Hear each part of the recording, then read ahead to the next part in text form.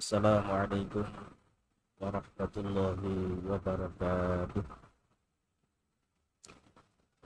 Alhamdulillah alladzi sadaqa wa'dah wa nasara 'abdah wa a'azza jundah wa hazama al-ahzaba wahdah. Asyhadu an la ilaha illallah wahdahu la syarika lah wa asyhadu anna Muhammadan 'abduhu wa rasuluhu la nabiyya ba'dah. Wassalatu wassalamu ala rasulillah wa ala alihi wa ashabihi wa mawalah la hawla wa la quwata illa billah. Sadri wa yassir li amri wahlul 'uqdatam min lisani yafqahu qawli. Allahumma ya fattahu ya alim iftah qulubana wa qulubal hadirina wal hadirat futuhal arifin bi rahmatika ya arhamar rahimin. Amma ba'du, para alim, para ulama, para sesepuh sesepuh, hadirin hadirat jamaah sholat maghrib dan insyaallah sholat isya rahimakumullah, serta hadirin hadirat yang melalui online. Alhamdulillah kita pada malam hari ini kembali diberi kemampuan dan kemauan oleh Allah Subhanahu wa taala untuk bisa hadir menjalankan perintah Allah, jamaah sholat maghrib, kemudian kita lanjutkan kajian ilmu-ilmu Allah Subhanahu wa taala. Mudah-mudahan sedikit yang kita kaji bisa memberikan banyak manfaat bagi kita semua. Amin ya rabbal alamin. Hadirin hadirat rahimakumullah, pada kesempatan malam hari ini kita akan mengkaji tentang ekonomi Islam sebagai ekonomi kemanusiaan. Jadi yang harus kita pahami bahwa ekonomi Islam itu selain sebagai ekonomi ketuhanan juga sebagai ekonomi kemanusiaan. Artinya apa? Bahwa ekonomi Islam itu sangat memperhatikan aturan-aturan kemanusiaan. Luminan nas bagaimana itu juga menjadi pertimbangan yang utama di dalam bisnis syariah atau ekonomi Islam. Bukan sekedar aturan Allah bagaimana. Walaupun di dalam aturan Allah itu juga mengakomodir kepentingan kemanusiaan. Tetapi lebih luas dari itu lagi. Sehingga harus mengikuti aturan-aturan yang ada.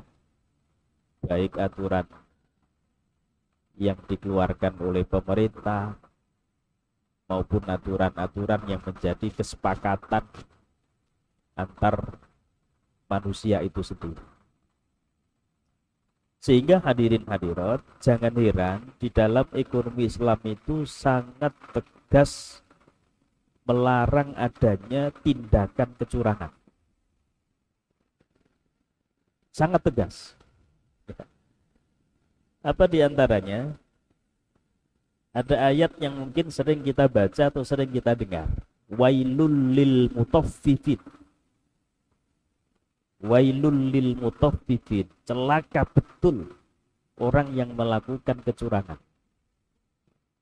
Ya kalau kecurangan zaman dulu mungkin orang jual apa yang mestinya 1 kilo dikurangi 1 gram Mama, sehingga tidak genap 1 kilo. Itu dalam konteks jualan barang yang ditakar. Tapi dalam konteks yang lain bisa juga umpama mestinya kita kerja masuk jam 8 tapi jam 8:15 baru datang. Itu juga bagian dari kecurangan. Ngapunten, ini bukan berarti kita menyalahkan, tapi ya memang kita akui itu sebuah kesalahan. Yang mestinya sampai jam 4 tapi ternyata jam 4 kurang 5 menit pulang. Itu kan juga bagian dari kecurangan. Jadi kecurangan itu jangan hanya dimaknai ketika nimbang barang, dikurangi, ketika nakar barang dikurangi. Bukan hanya itu. Nah, hadirin hadirat rahimakumullah, dulu itu di zaman Rasulullah di Madinah itu ada orang namanya Abu Juhainah. Abu Juhainah itu ketika dia itu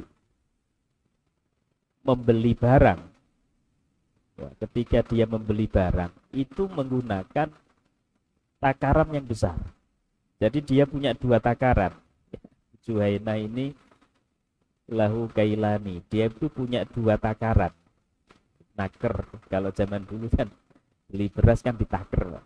Ya, belum tentu ditimbang tapi ditaker. Nah, Abu Juhainah ini punya dua takaran, satunya agak besar, satunya kecil. Jadi umpama kiloan gitu ya, satunya sekilo lebih, satunya kurang dari sekilo. Dua takaran. Nah, gunanya untuk apa?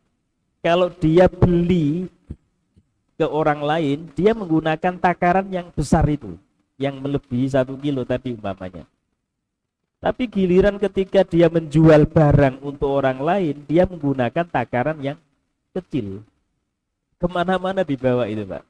Jadi takar itu kemana-mana dibawa. Pokoknya nek tuku iku pakai takaran yang kurang, kalau jual takaran yang lebih, kalau jual dia pakai takaran yang kurang.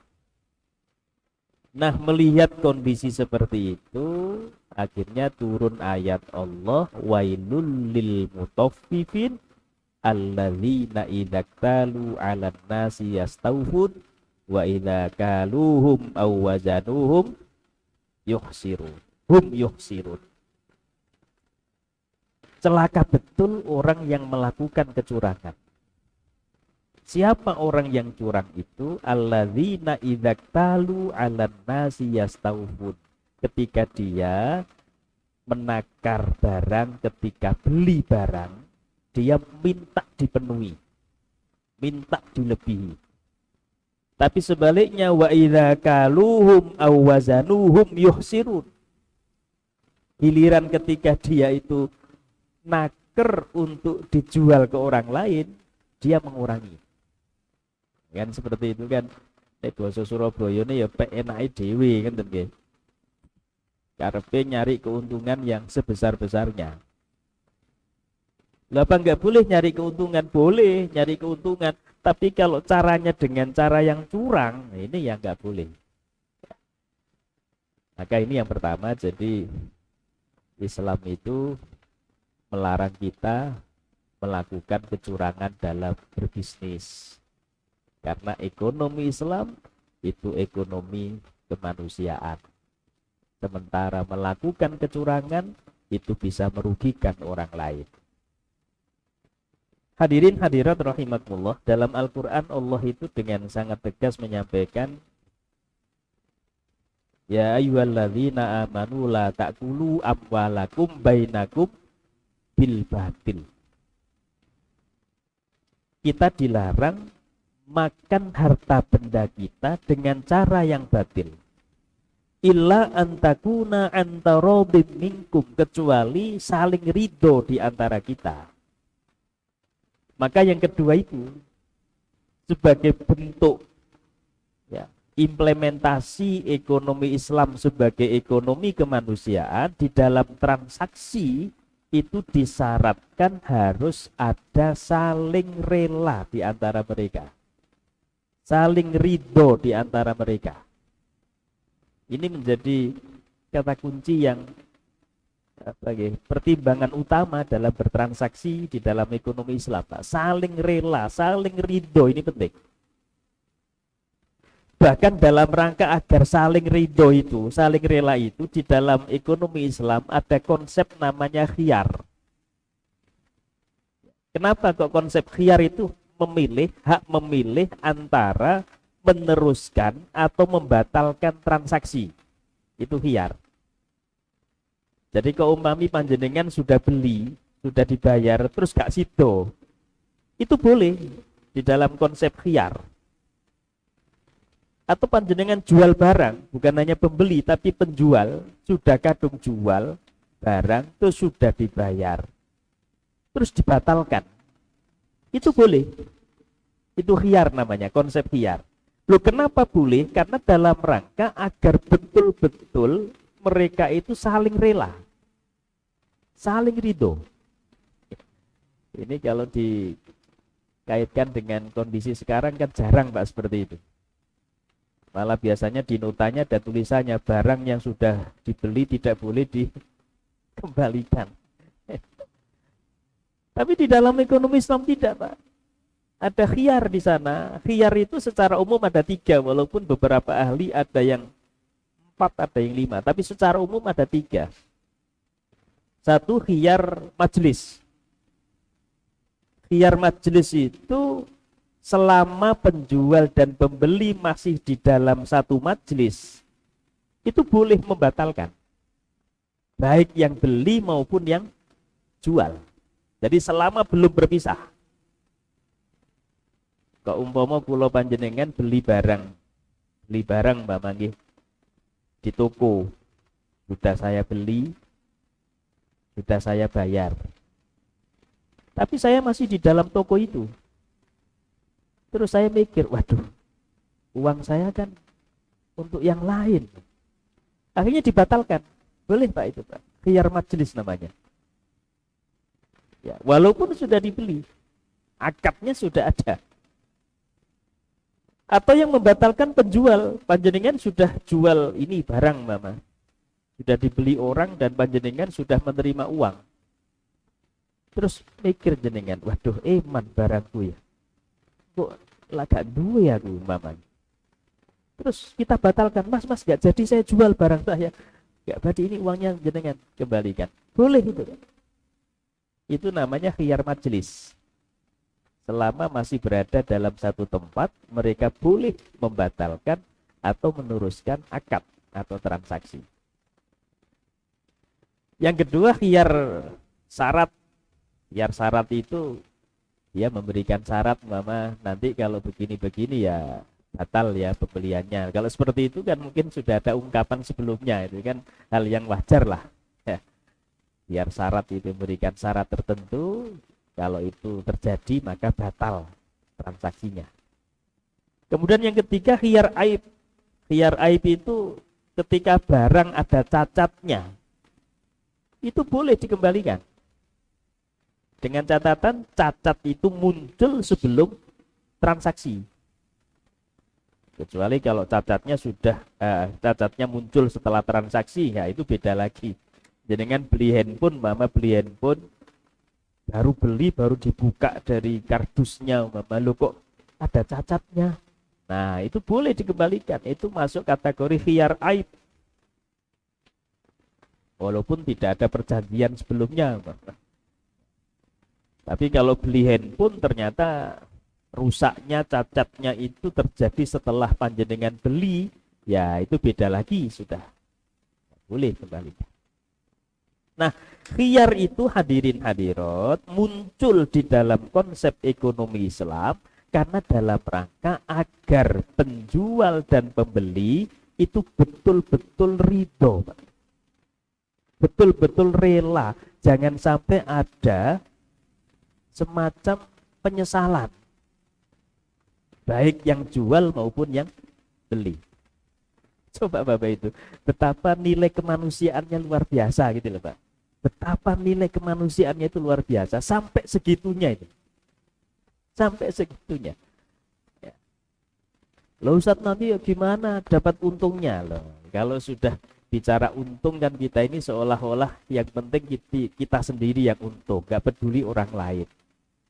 Padahal kalau kita bicara untung itu ya kita untung, orang lain juga harus untung kan. Harusnya kan namanya saja antarodin itu ya saling rela, berarti ya harus betul-betul saling menguntungkan, bukan hanya kita untung tapi justru merugikan orang lain ya. Ini harus betul-betul kita pahami. Maka kalau kita bicara bisnis ya ini harus kita pertimbangkan Pak. Betapa Islam itu sudah mengajarkan kita nilai-nilai kemanusiaan itu harus kita junjung tinggi. Makanya yang lagi rame, yang lagi viral itu kan yang son horeg gitu loh Pak. Yang lagi rame kan di situ. Itu kan. Ada yang bilang ini mematikan bisnisnya orang saja kan. Ada yang MUI kan Jawa Timur kan sudah mengeluarkan fatwa haram. Itu ada yang komentar ini mematikan bisnisnya orang. Ya bisnis, tapi kalau ternyata bisnis itu merugikan orang lain, mengganggu orang lain, ya jangan atas nama bisnis kemudian tidak mau diharamkan. Ya. Jadi MUI bukan mengharamkan bisnisnya, tapi mengharamkan sonhornya itu. Ya. Kalau bisnis son silahkan. Ini harus kita pahami betul ya. Jangan sampai masyarakat kita salah paham seolah-olah bisnis son itu haram. Ya bukan. Nah. Yang punya bisnis son silahkan, tapi jangan sampai kuncinya, jangan sampai kemudian itu mengganggu orang lain, merugikan orang lain. Harus ada pertimbangan itu Bapak Ibu. Apalagi di dalam hadis-hadis Rasulullah itu banyak sekali ajaran kepada kita agar kita ini betul-betul menjunjung tinggi nilai-nilai kemanusiaan. Apa contohnya? Hadis ini terkenal ini. La dororo wala diroro.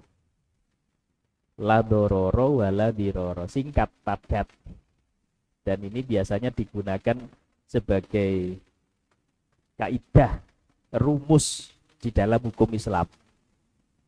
Jadi tidak boleh membahayakan diri sendiri dan juga tidak boleh membahayakan orang lain. Ini Bapak Ibu, jadi ini adalah nilai kemanusiaan yang ada di dalam Islam. Jadi Islam itu tidak hanya menyuruh kita melakukan sesuatu, tapi juga menyuruh kita mengantisipasi sesuatu itu jangan sampai merugikan kita dan juga merugikan orang lain. Jadi kok jangankan merugikan orang lain, Pak, merugikan diri saja itu enggak boleh. Dalam Quran itu wala tulqu biaidikum ila tahlukah. Kita dilarang untuk menjatuhkan diri sendiri pada kerusakan. Jadi menyakiti diri itu enggak boleh. Mekso awake dhewe ngelakoni walaupun itu kewajiban, tapi kalau kemudian kita tersiksa itu enggak boleh, Pak. Ya contoh mami jenengan sholat itu kalau berdiri ini sakit semua, Mam. Lah itu enggak boleh dipaksa-paksakan sampai loro kabeh. Enggak boleh, justru itu salah. Atau biasanya yang punya asam urat biasanya, Pak. Punya asam urat itu kalau pas sujud atau tahiyat akhir sikile mancal kan kadang-kadang sakit, Pak itu. Ya memang yang sempurna itu tahiyat akhir atau tahiyat awal kan kakinya mancal, yang sempurna kan begitu. Tapi kalau kita sakit, ya jangan dipaksakan. Mau wekso mancal tapi ngempet loro, malah akhirnya gak khusyuk mama. Ngempet loro kan malah tidak fokus malah. Jadi inilah Islam, nilai-nilai kemanusiaan yang luar biasa. La dororo wala diror. Membahayakan diri sendiri gak boleh, membahayakan orang lain gak boleh. Merugikan diri sendiri gak boleh, merugikan orang lain juga tidak boleh. Masya Allah, ini kalau kita pahami secara hati yang bersih gitu Pak ya. Ya hati yang bersih, nalar yang bersih, maka kita akan temukan betapa Islam itu ya membela kemanusiaan yang luar biasa. Kok ada yang ngomong Islam itu melanggar hak kemanusiaan dengan adanya apa itu kalau ada had atau hudud atau kisos, hukuman, ada kan hukuman potong tangan, hukuman pancung dan lain sebagainya. Terus dia bilang Islam itu melanggar hak manusia. Hak yang mana? Ya.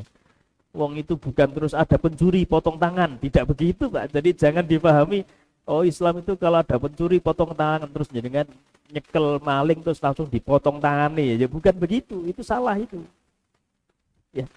Jadi harus ada proses pengadilan juga.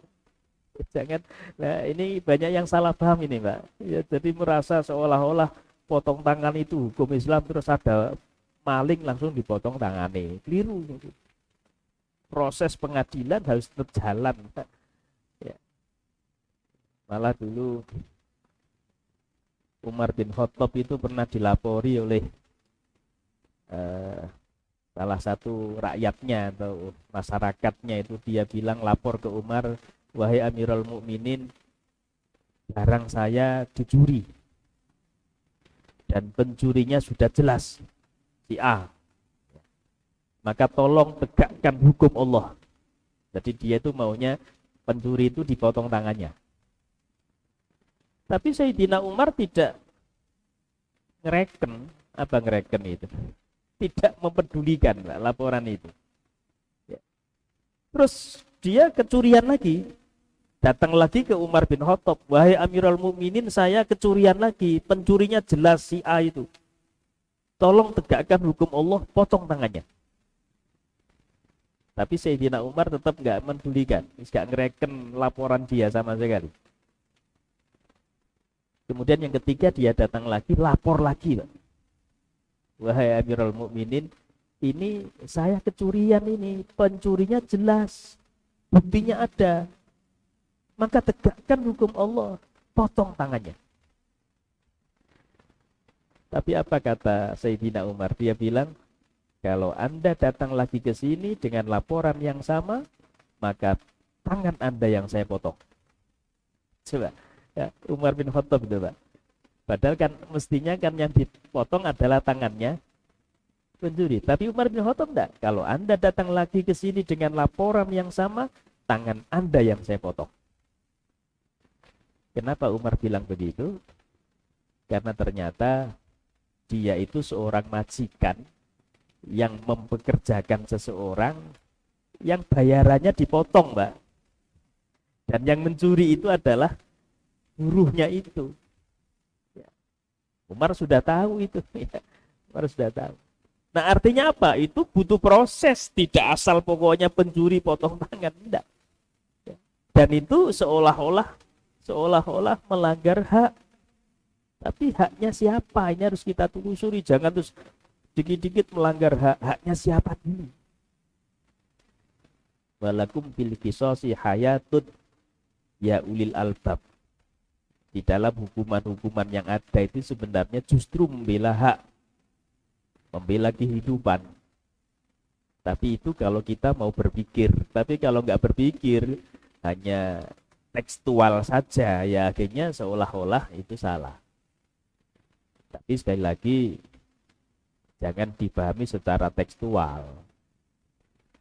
Karena hukuman itu kan yang penting adalah efek jerahnya itu bagaimana.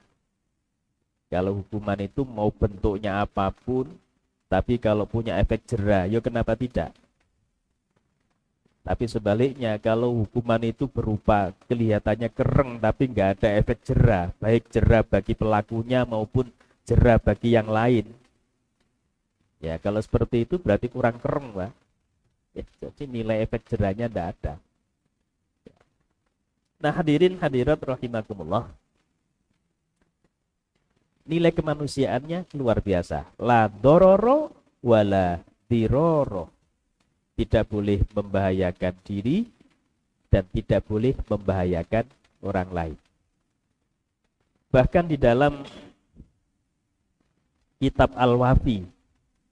Kitab Al-Wafi itu syarahnya Arba'in Nawawi.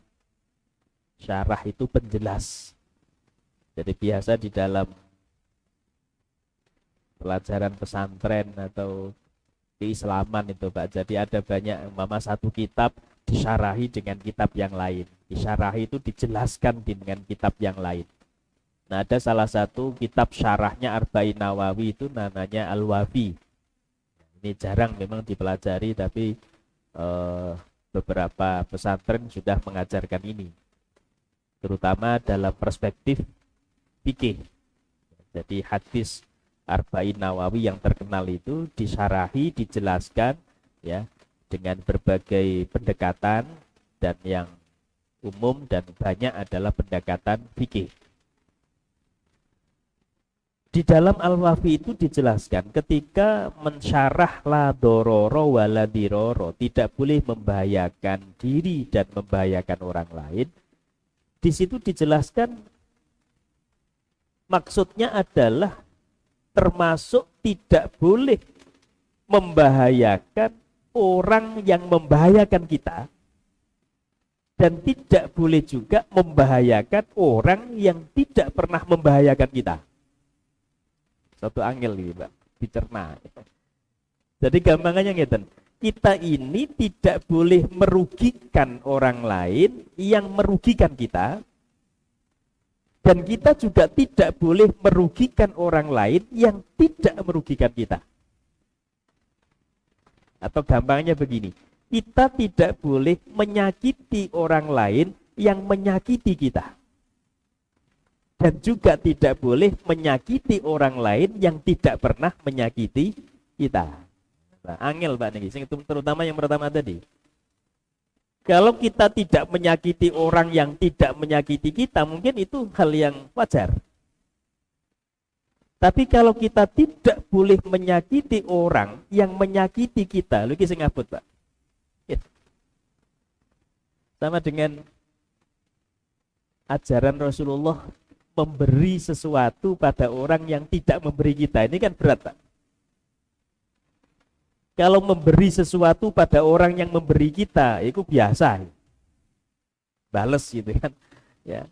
Karena dia dulu sudah baik sama kita, dibales dengan baik. Tapi yang berat itu memberi sesuatu pada orang yang orang itu nggak pernah memberi ke kita. Basa Jawa ini kan berarti ngelomani uang sing medit. Nek ngelomani uang sing loman itu gampang, Mbak. Tapi nek ngelomani uang sing medit lho iki sing abot. Ya. Sehingga la dororo wala diroro, tidak boleh membahayakan atau merugikan. Ini baik orang yang merugikan kita maupun orang yang tidak pernah merugikan kita, itu tidak boleh kita rugikan. Jadi umpama kita ini transaksi bisnis, umpama wong biyen iki tau ngemplang aku, umpama. Orang ini dulu pernah mencurangi saya. Begitu itu kita nggak boleh balas mencurangi dia, itu nggak boleh. Ya, kalau kemudian kita dengan alasan ya curang dengan alasan karena dia dulu pernah curang, ya berarti kita ini tidak ubahnya seperti mereka. Memang berat, Pak. Jadi memang nilai-nilai kemanusiaan itu jauh lebih berat daripada nilai-nilai ketuhanan. Hakullah itu mungkin gampang, tapi kalau sudah hakul adami kaitannya dengan hablum minan nas, ini yang berat, Pak. Sehingga paribasane ngeten, Pak. Ukuran minimal ini. Kok paribasane kita ini sholatnya bolong-bolong. Sholat itu kan hablum minallah. Hubungan kita dengan Allah. Punya salah, sholatnya bolong-bolong. Itu jauh lebih gampang daripada kita ini punya salah dengan sesama manusia. Nek salah dengan Allah gitu, pokoknya kita ini benar-benar taubat, niat tidak mengulangi dan berhenti betul, sudah. Innallaha ghafurur rahim. Allah itu Maha Pengampun. Pokoknya niat temenan, Pak. Bukan kapok lombok. Nek kapok lombok nggih percuma padha ae. Aku kapok tapi mene baleni neh ya padha ae, Pak. Ini betul-betul nyesel ya, berhenti, nyesel, tidak mengulangi dan betul-betul taubat. Allah akan menerima taubat kita. Hatta ibu minadzanbi kaman la dzanbalah. Orang yang taubat dari dosa itu seperti orang yang tidak punya dosa. Ya kan gampang. Tapi kalau sudah salah itu terkait dengan hablum minan nas, salah itu terkait dengan hubungan kita dengan sesama manusia, ini yang berat, Pak. Di samping syarat 3 tadi ditambah yang keempat, orang yang kita salahi memaafkan kita, baru Allah memaafkan. Tapi kita ini walaupun sudah taubat beneran, sudah niat gak ngulangi, sudah berhenti betul, tapi kalau orang yang disalahi itu belum memaafkan, ya Allah mending, Pak, ampunannya, Pak. Dipending sih, nunggu orang itu memaafkan apa enggak. Kalau orang itu nggak memaafkan ya sudah, alamat kita nggak dapat ampunan dari Allah. Makanya tadi saya bilang, pelanggaran pada nilai-nilai kemanusiaan itu jauh lebih berat daripada pelanggaran nilai-nilai ketuhanan. Tapi ngapunten, ini bukan berarti terus, oh gampang nih ngono, gak usah sholat kok jaluk sepuroi lah. Kalau seperti itu sudah beda, Pak. Oh, jangan disalahpahami. Ya, tapi kalau sudah terlanjur, jenenge menungso, Pak, menungso, kata orang dulu kan menus-menus kakean dosa. Al-insanu mahalul khoto'wan nisyan. Tempatnya salah dan dosa, tempatnya khilaf. Nah, kalau sudah terlanjur ya gimana lagi? Yang penting tidak mengulang, niat betul. Hadirin hadirat rahimakumullah, kemudian ada lagi ini hadis Rasulullah yang diriwayatkan oleh Imam Abu Dawud, kaitannya dengan kemanusiaan juga nih. Ekonomi Islam sebagai ekonomi kemanusiaan. Rasulullah menyampaikan, man darra darrallahu bi wa man syaqqa syaqqallahu alaihi. Barang siapa yang merugikan orang lain atau membahayakan orang lain, maka Allah akan merugikan dia. Dan barang siapa yang mempersulit orang lain, Allah pun akan mempersulit dia. Lihat, ini bagian dari nilai kemanusiaan, Bapak Ibu. Kok kita ini umpama dalam bisnis merugikan orang lain, hati-hati. Allah akan merugikan kita. Loh, kenapa? Karena manusia itu adalah makhluk yang begitu dimuliakan oleh Allah. Jadi kita ini, Bapak Ibu, kita ini sering nggak sadar, ngapunten ya. Kita ini sering nggak sadar bahwa kita manusia ini makhluk Allah yang begitu dimuliakan oleh Allah. Bahkan malaikat saja kalah sama kita, Pak. Kalau bicara kemuliaan yang diberikan Allah pada kita. Wa idz qala rabbuka lil malaikati inni ja'ilun fil ardi khalifah. Yang dijadikan khalifah di muka bumi itu manusia. Sampai malaikat aja nek basa menungsone ngoten iri, Pak. Qalu atajalu fiha may yufsidu fiha wa yasfiku dima wa nahnu nusabbihu bihamdika wa nuqaddisu lak. Kan begitu dalam Quran itu. Jadi ketika manusia dimuliakan oleh Allah begitu mulianya sampai menjadi khalifah, pengganti. Ini ngapunten, ini bukan khilafah loh, guys. Jadi khalifah. Mohon dibedakan antara khalifah dengan khilafah. Jadi manusia dijadikan khalifah, pengganti Allah di muka bumi ini, itu menunjukkan Allah begitu memuliakan kita. Sampai malaikat saja, kalau sekali lagi kalau bahasa kita, ngiri. Sehingga mereka mengatakan, ya Allah, apakah engkau akan menjadikan orang yang suka melakukan kerusakan, orang yang suka menumpahkan darah, perkelahian, pertengkaran, mereka dijadikan khalifah di muka bumi. Sementara kami yang selalu bertasbih kepadamu, mencucikan kepadamu. Mestinya kan yang jadi khalifah itu kami, para malaikat. Lah gitu kan bahasanya. Jadi kita ini makhluk mulia, Pak. Ya kok jangankan sama jin, sama setan, sama malaikat saja itu lebih mulia kita. Makanya ngapunten ojo sampai menungso iku wedi karo setan, wedi karo jin. Kita ini ngapunten, kita ini kadang-kadang sering menakut-nakuti diri sendiri. Ya. Jadi kita ini takut karena diri sendiri, bukan karena yang lain.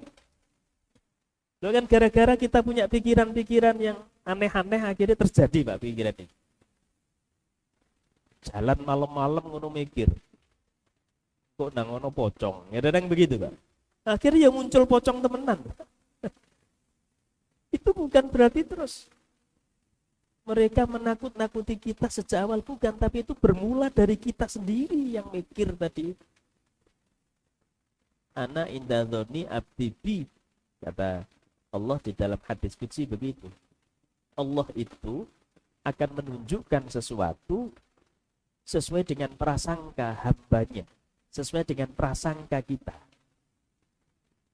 Nek prasangkane elek, ya muncul elek temenan. Ya. Jadi ini ngapunten ya. Sekali lagi kita sering nggak sadar Pak bahwa kita ini makhluk Allah yang begitu dimuliakan. Saking muliane menungso, semua ciptaan Allah itu demi kepentingan manusia. Demi kebutuhan manusia. Panjenengan pirsani itu ya, panjenengan lihat itu. Semua ciptaan Allah itu semuanya dalam rangka kebutuhan manusia. Semua. Ya, termasuk malaikat itu, termasuk malaikat. Malaikat itu diciptakan oleh Allah adalah untuk kebutuhan manusia.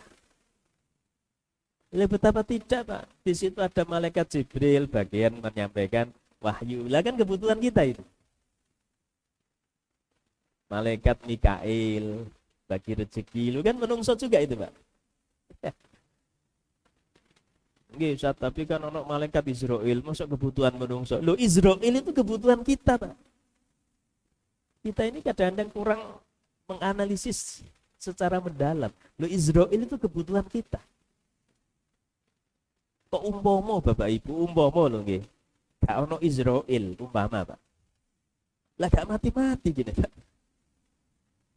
Iya nek umur 80, 90 sik penting. 500 tetep durung mati.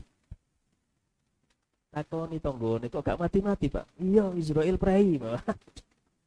Betapa susahnya manusia. Betapa susahnya manusia. Apapun alam semesta ini juga diciptakan untuk kebutuhan manusia.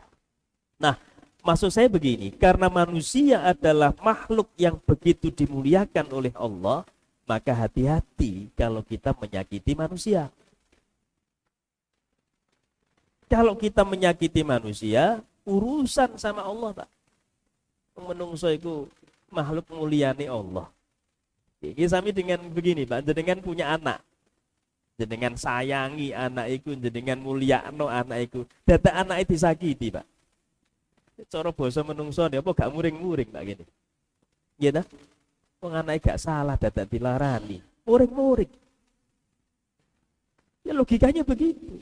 Wong menungso itu makhluk mulia, makhluk yang dimuliakan oleh Allah. Lu kok kita menyakiti dia? Hati-hati. Allah tidak akan tinggal diam. Makanya dalam hadis ini, man darra adarrallahu bihi. Barang siapa yang merugikan orang lain, membahayakan orang lain, maka Allah pun akan merugikan dirinya.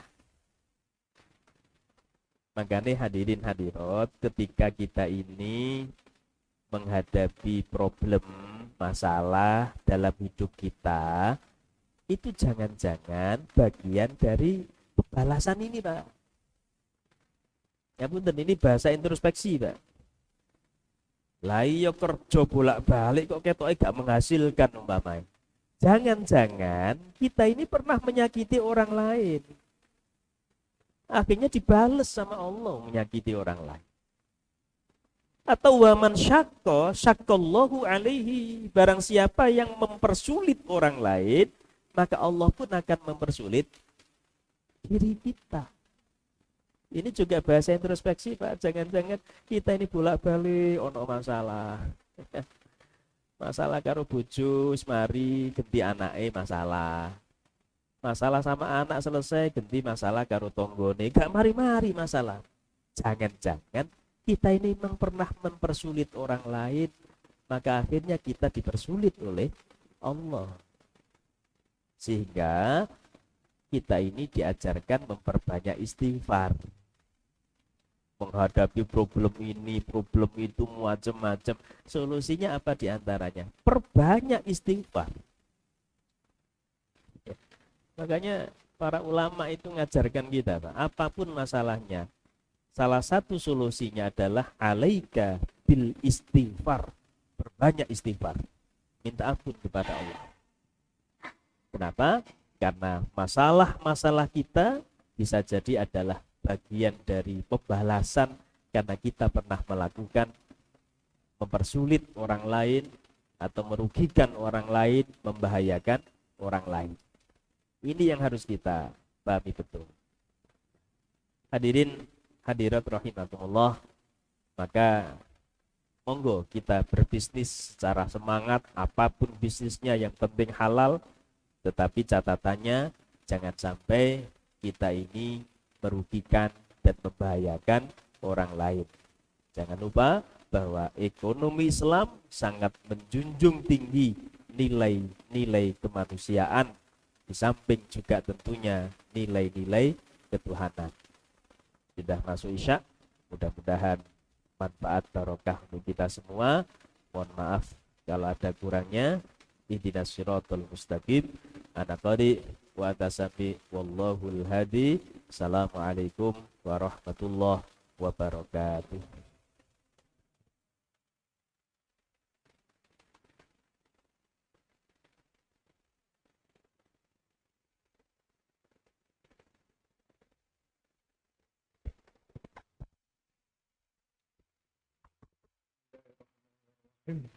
Subhanallah walhamdulillah wa la ilaha illallah wallahu akbar la hawla wa la quwwata illa billahil aliyyil azim.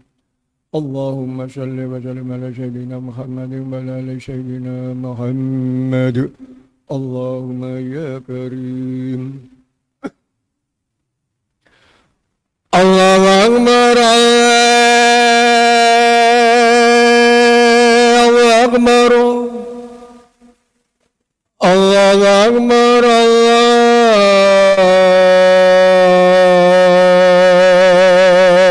Allahu Akbar. Asyhadu an la ilaha illallah.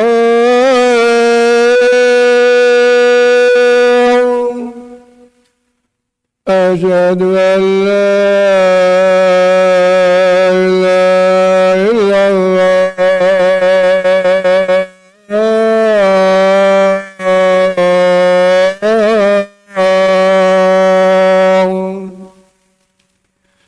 أشهد أن محمدا رسول الله